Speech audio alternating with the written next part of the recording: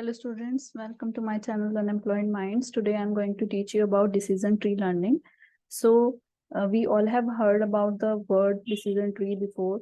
What is decision tree is? Decision tree is a type of tree which helps in taking decisions, and based on those decisions it further split into branches until until we reaches to the leaf node. मैं इसको starting से समझाने की कोशिश करती हूँ। कुछ diagram के अलावा भी थोड़ा बहुत इंफॉर्मेशन जो डिसीजन ट्री के बारे में है जो मैंने लिखी हुई है वो भी एक्सप्लेन कर रही हूँ यहाँ पर। तो बेसिकली डिसीजन ट्री एक सुपरवाइज लर्निंग टेक्निक है। सुपरवाइज लर्निंग टेक्निक का मैं पहले मीनिंग बता चुकी हूँ, यानी कि इसमें जो डेटा सेट है हमें पहले से ट्रेनिंग डेटा सेट हमको इनिशियली प्रोवाइड किया जाता है एज अ इनपुट, और ये दोनों क्लासिफिकेशन एंड रिग्रेशन प्रॉब्लम्स के लिए यूज किया जा सकता है, बट मोस्टली इसको यूज किया जाता है क्लासिफिकेशन प्रॉब्लम को सॉल्व करने के लिए। तो बेसिकली डिसीजन ट्री में दो टाइप के नोड्स हमारे प्रेजेंट होते हैं, decision node and leaf node.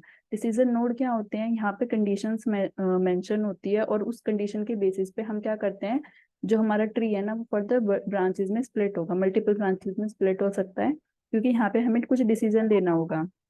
जबकि लीफ नोड क्या होती है हमारी, ये आउटपुट है या आउटकम है इन डिसीजंस का, और हम इनको फर्दर ब्रांचेस में स्प्लिट नहीं कर सकते हैं। डिसीजन ट्री की एक डेफिनेशन और है यहाँ पर, ये ग्राफिकल रिप्रेजेंटेशन है कि हम सारे के सारे जितने भी पॉसिबल सॉल्यूशंस किसी प्रॉब्लम के हो सकते हैं या डिसीजन जो भी हमारे हो सकते हैं गिवन कंडीशन के बेसिस पे, वो सबके सब हम ले सकें। नेक्स्ट है इसमें हमारा, यहाँ पे एक डिसीजन ट्री दिखाया हुआ है। ये एक डिसीजन ट्री है क्योंकि हम देख रहे हैं यहाँ पे सबसे इनिशियली इसमें क्या होगा, एक रूट नोड होगा। रूट नोड भी क्या होता है, हमारा डिसीजन नोड होता है, इसको हम पेरेंट नोड भी बोलते हैं। फिर फर्दर एक्सपेंड होता है ब्रांचेस में और कंस्ट्रक्ट क्या होता है, ट्री लाइक स्ट्रक्चर में। जैसे कि हम देख रहे हैं यहाँ पे ये दो ब्रांचेस में डिवाइड हो गया है। यहाँ पे डिसीजन ट्री में क्या है, फिर उसके बाद यहाँ पे फिर एक डिसीजन नोड है, फिर यहाँ पर एक और डिसीजन नोड है। यहाँ पे डिसीजन नोड के बाद क्या आ गए हमारे लीफ नोड, यानी अब ये इसके लीफ नोड जब हम रीच कर जाएंगे अब इसके बाद ये फर्दर स्प्लिट नहीं हो सकता है। सिमिलरली जब हम यहाँ पर इसको स्प्लिट कर रहे हैं तो एक लीफ नोड है और एक डिसीजन नोड है जो कि फिर फर्दर स्प्लिट होगा हमारे लीफ नोड पे। ये प्रोसेस तब तक चलता रहेगा जब तक कि हम सभी की सभी ब्रांचेस की लीफ नोड तक नहीं पहुंच जाए। ठीक है, नेक्स्ट है इसमें, अब मैंने इसका एक एग्जाम्पल दिया हुआ है यहाँ पे। सपोज हम एक एग्जाम्पल ले रहे हैं, कैंडिडेट है जिसके पास क्या है, एक जॉब ऑफर आया है और वो डिसाइड करना चाहता है कि उसे वो जॉब ऑफर लेना है कि नहीं लेना है।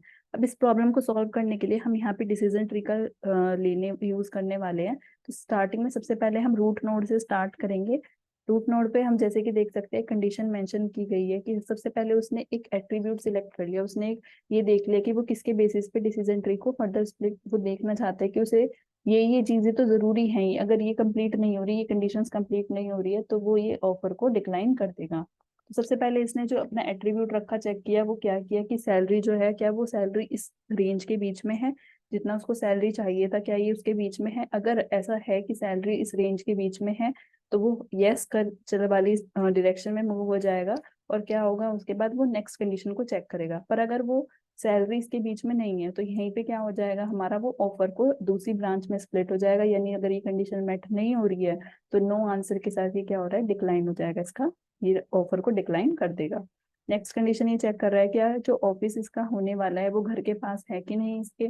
अगर वो होगा यस तो वो क्या करेगा, नेक्स्ट कंडीशन चेक कर रहा है, और अगर नहीं होगा तो वो फिर से डिक्लाइन कर देगा ऑफर को। नेक्स्ट है हमारा इसमें, फिर वो चेक कर रहा है कि क्या कंपनी उसको कैब फैसिलिटी प्रोवाइड कर रही है।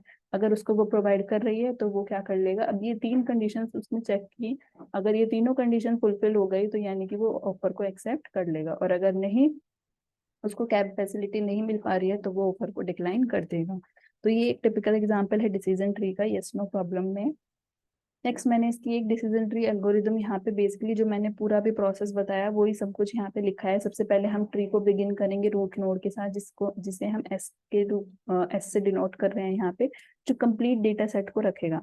ठीक है, अब हम क्या करेंगे, फाइंड करेंगे बेस्ट एट्रीब्यूट डेटा सेट में, और उसके बेसिस पे, जिसको हम क्या बोलते हैं एट्रीब्यूट सिलेक्शन मेजर, उसके बेसिस पे हम क्या करेंगे, ट्री को स्प्लिट करेंगे।